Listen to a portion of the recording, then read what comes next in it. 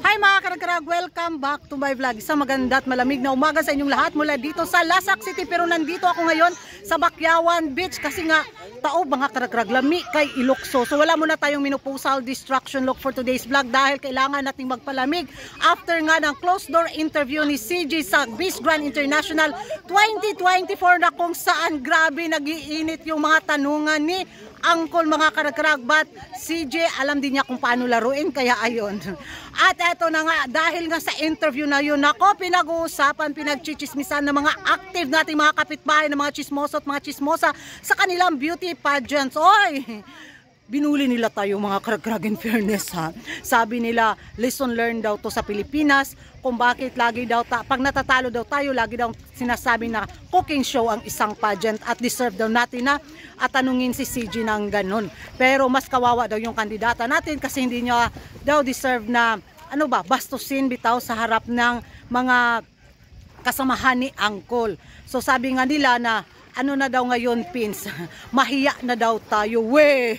Hiyang-hiya naman kami sa mga taga Milky Way, o di ba? Hiyang-hiya naman kami sa inyo. Yun yung magiging reaction ko mga karagkarag. Kung sa English pa, look who's talking, Puryagaba. Pinagtawanan nila tayo, sila ano ba sila?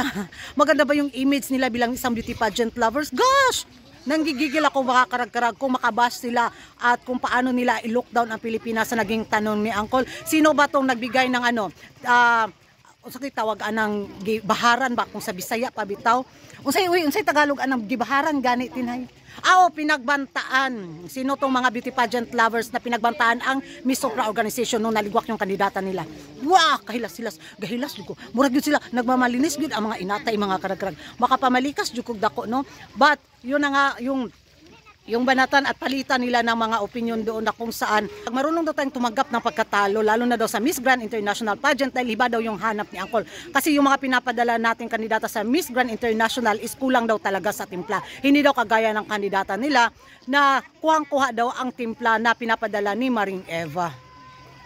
Akala naman namin hindi namin alam kung bakit lagi napasok yung kandidata ninyo.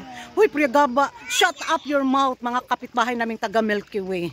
Huwag kayong magmalinis dahil kung makapangbash din kayo sa mga ibang international pageant, grabe din, below the belt na rin. Patayan kung patayan din kayong mangbash. Oy, hay!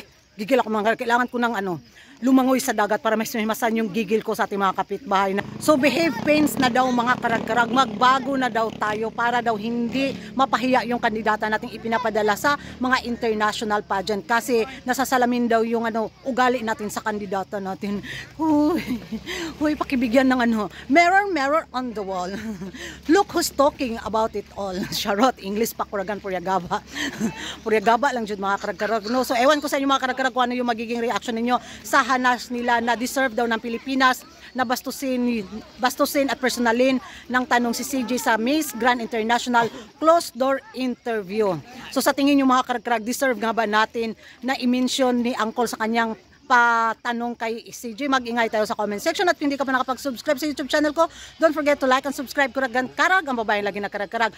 People of City of Lasak, pag-hi pod mo. Hi, kurang.